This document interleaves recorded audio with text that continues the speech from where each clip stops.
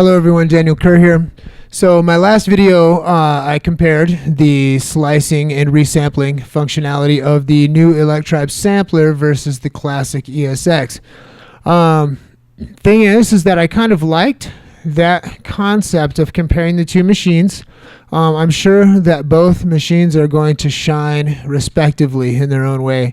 But I decided to move on. So the next video, this one is going to compare the remix and mashup potential for both machines. Now, what I have, I'm going to load the same sample into both machines. It's basically the studio acapella of Blondie's Heart of Glass. The interesting thing, and something I hadn't thought of, everybody knows that the new Electribe Sampler has 4 bars instead of 8. Most every chorus or verse acapella is at least 8 bars. So in order to do a remix, I actually had to take the 8-bar loop of the chorus for Heart of Glass, and I had to chop it into 2 pieces to load it into the Electribe Sampler. So that's the first thing that I noticed. Right away, that is a huge disadvantage, right? Because one of the reasons why I like to use samplers is because when I'm playing live, I want to intermix my own stuff with like mashups of material that I really like. I think a good mashup is amazing, especially in a live situation. So right away, I see the ES2 as being disadvantaged in this area. Now, the next thing is that, of course, the ESX has time stretching capabilities. The ES2 doesn't. So I'm going to have to try to find a workaround for the ES2. I think I can probably do it. The tempo of the Heart of Glass song is 106 BPM, and the key is in C sharp minor. So I'm going to right away keep those things in mind. I'm going to, on both machines, sync the acapella with its original tempo and key, and then I'm going to try to sync it at, say, 75 BPMs or 150, whatever the case may be, and maybe transpose it up to F minor. So we'll see how that works. So first up, we have the ES2. So let's check that out.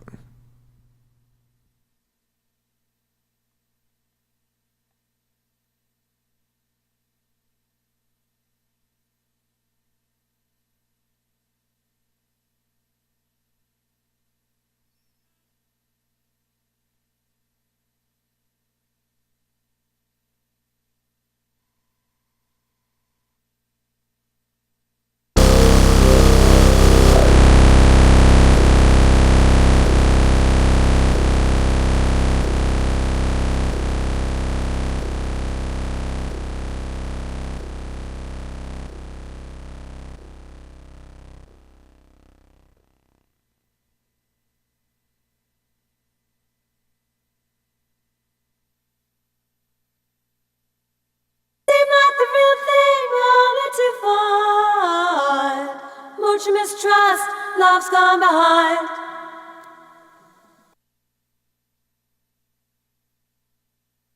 Once I loved and it was a gas. Soon turned out they not the real thing. Once I loved, they not the real. Once I loved and it was a gas. Once I loved and it was a gas. Soon turned out had a heart of glass.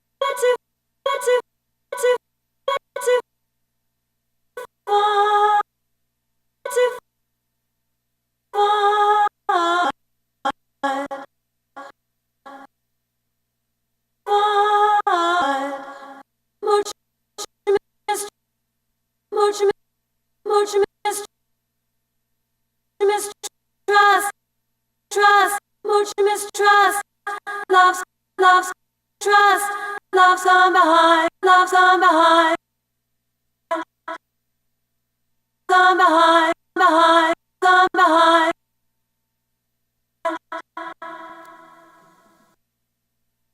It's not the real thing, but too far. Much mistrust, love's gone behind.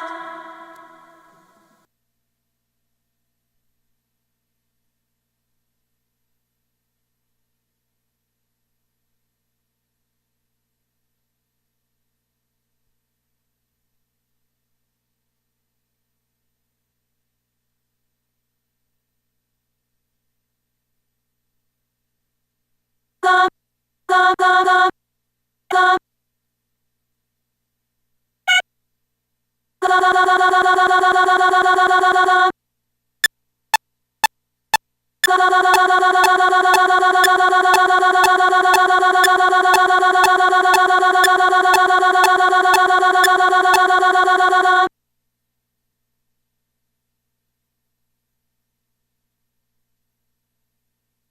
Once I loved and it was a gas.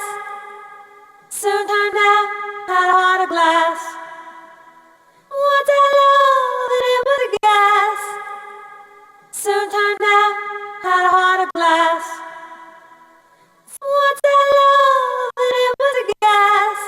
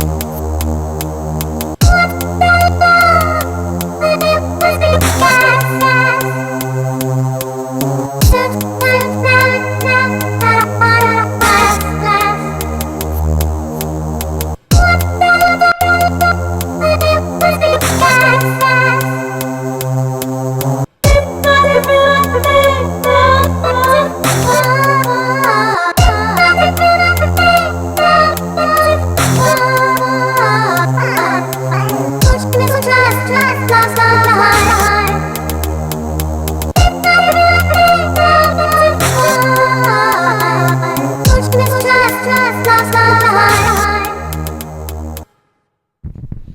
Okay, so as you can see, it was okay in some respects, and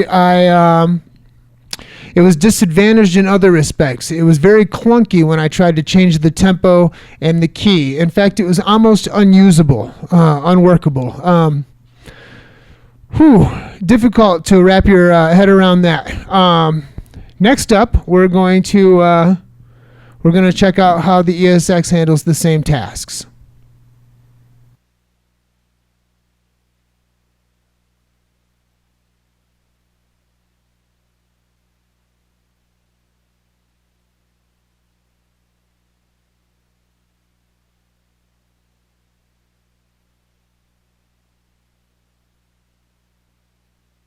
Once I loved and it was a gas. Soon turned out had a heart of glass.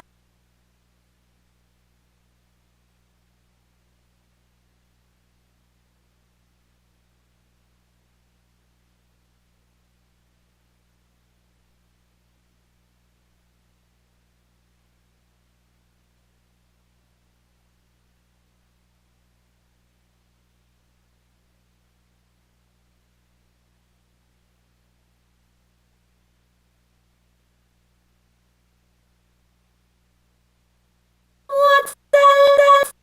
What's that love? And it was love, and it was a and it was a gas. Gas. Soon turned now. Had a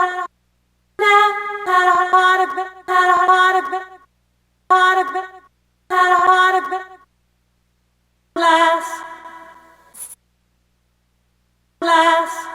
See not the real thing.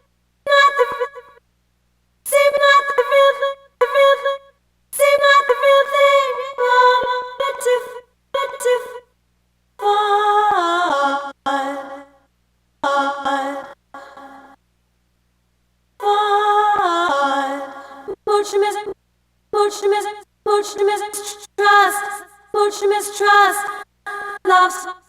Trust, love's gone behind, love's gone behind, love's gone behind, love's gone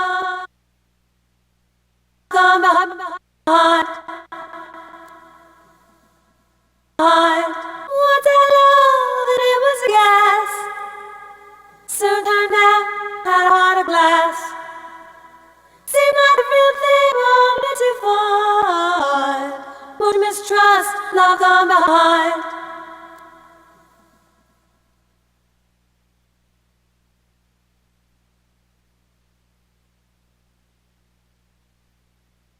Once I loved.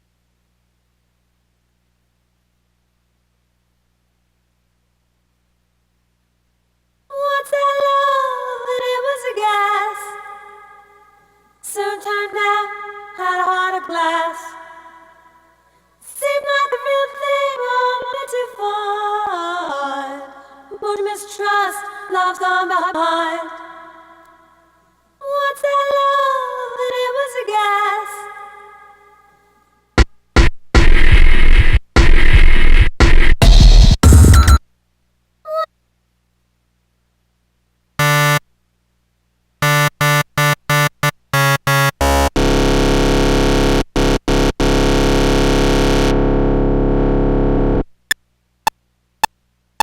Once I loved and it was a gas.